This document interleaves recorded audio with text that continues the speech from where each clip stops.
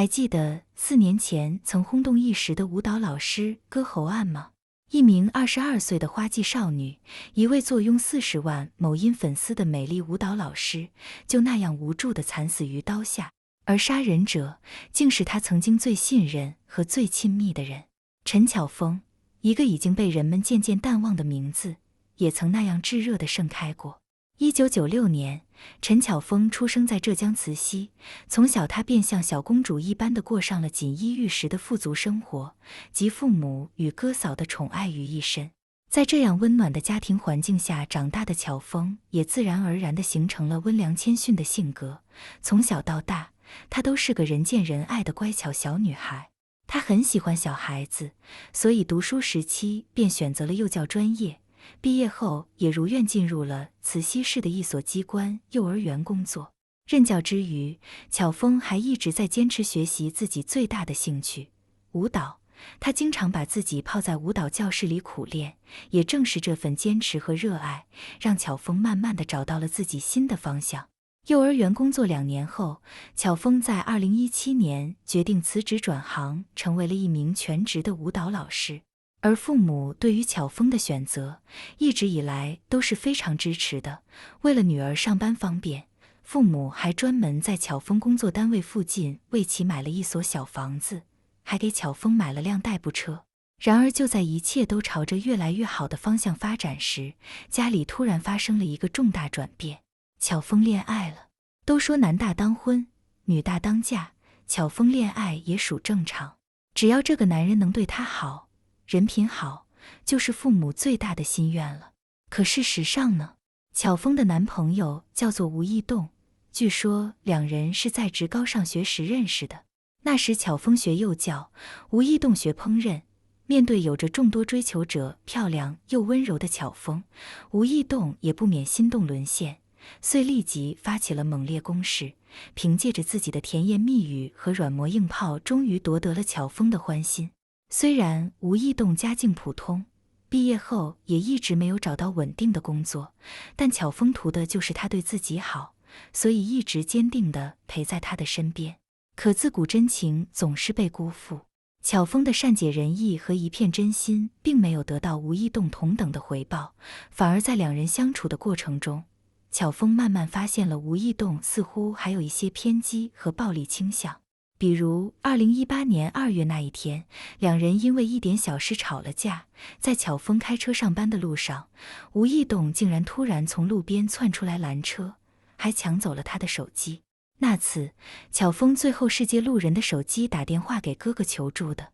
这样的事情还发生过很多，巧枫渐渐发觉了这个男人的可怕危险之处，两人也不再像往日般亲密。加之巧枫父母对吴义栋的第一印象就不怎么好，后来也很反对两人交往，所以巧枫也逐渐有了分手之意。可巧枫没有想到，他不幸遇到了伴侣中的一大劲敌，而自己也犯下了感情中的大忌。所谓劲敌，吴义栋偏不巧是一块狗皮膏药，性格极端，情绪暴躁，贴上容易，想摆脱却难上加难了。而巧枫的大忌便是他自己优柔寡断，善良心软。两人频频吵架，而每次发生矛盾，吴义栋总会做出一些偏激极端行为，如踢坏房门、半夜骚扰、威胁辱骂，甚至撬门入室偷偷拿走巧枫的衣物财物等等。争吵过后，吴义栋又会一次次的下跪认错，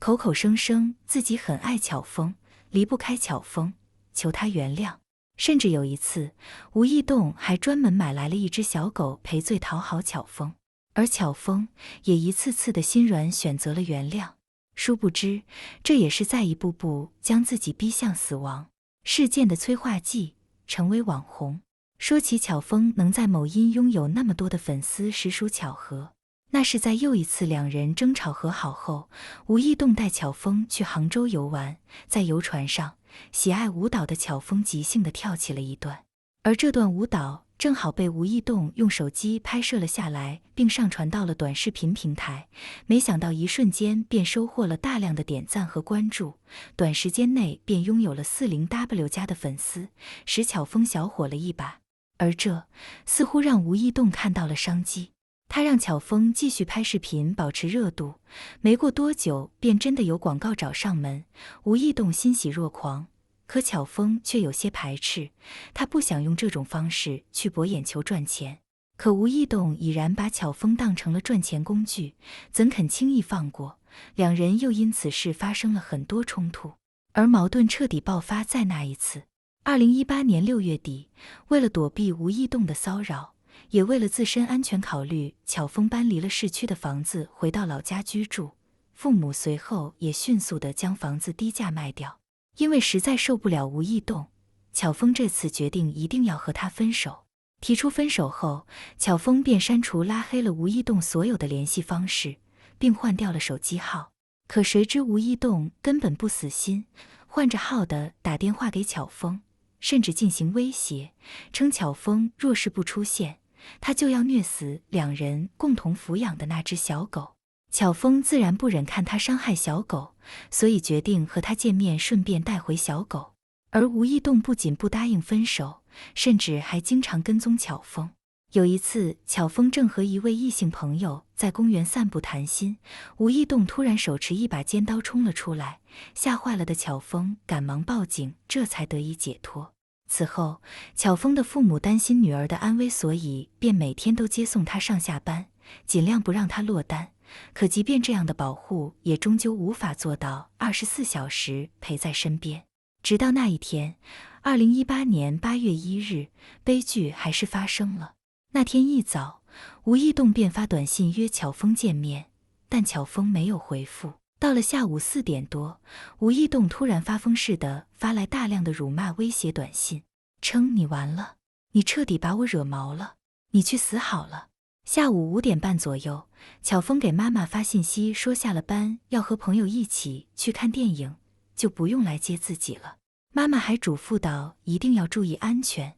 却没想到这竟成为了母女间的最后一次对话。当晚，吴义栋埋伏在巧峰工作地点附近，等到巧峰下班后，他驾车尾随，直到慈溪市虎山街道新都会附近时，巧峰发现了自己被跟踪，便立刻下车逃跑进商业区。他本以为这里人多嘈杂会安全一些，但他还是低估了吴义栋的恶。吴义栋戴上口罩，拿起尖刀追了出去。他将巧峰强行拖到一处娃娃店门口，那里相对人少僻静。随后就在两人争执过程中，吴义栋举起尖刀刺进了巧峰的腹部和脖颈，一刀、两刀，刀刀致命。且吴义栋刺死巧峰后仍不解恨，甚至用刀在其体内乱绞，使巧峰的脖子上留下了很多三角形的伤口，场面十分惨烈。最终，巧峰因身中16刀失血过多，抢救无效死亡。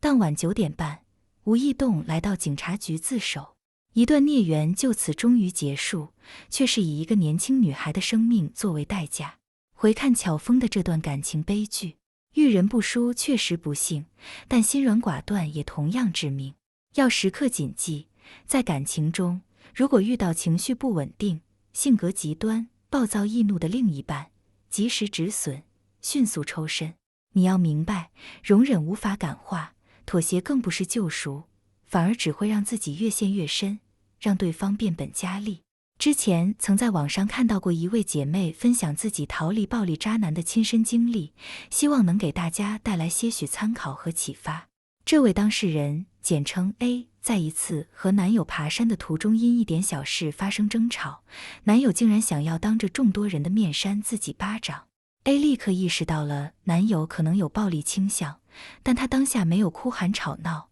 而是冷静下来，先稳住男友，保住了自己的安全。过后，男友不出所料很快道歉，并解释称是自己一时冲动，而 A 表面上称自己已经原谅了他，实则心中已经开始暗暗盘算起了抽身之法。因为 A 明白，面对这种有暴力倾向且容易冲动的人，如果直白强硬地提出分手，只会换来对方的纠缠、骚扰甚至威胁。所以在此后的日子里， A 首先向自己的家人坦白了此事，寻求了家人的支持和保护。面对这种情况，身后有家人支持的感觉比单枪匹马承受要有力量得多。其次 ，A 开始有意无意地表现出一些反常的行为，比如在两人视频聊天中 ，A 故意穿得很邋遢、很随意，慢慢让男友对自己失去兴趣，并且在两人交往过程中 ，A 总是动不动就发脾气、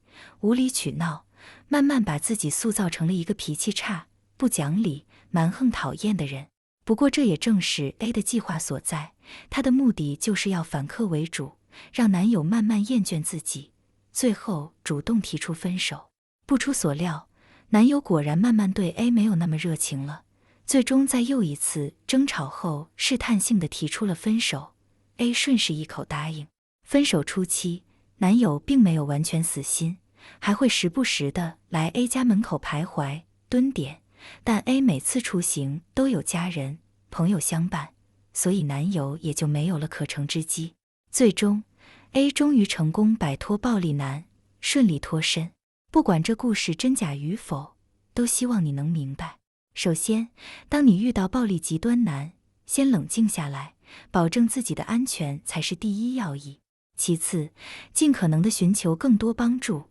甚至是法律援助，千万不要放弃自己，放弃希望。最后，祝愿大家都能在感情中收获圆满，一切平安。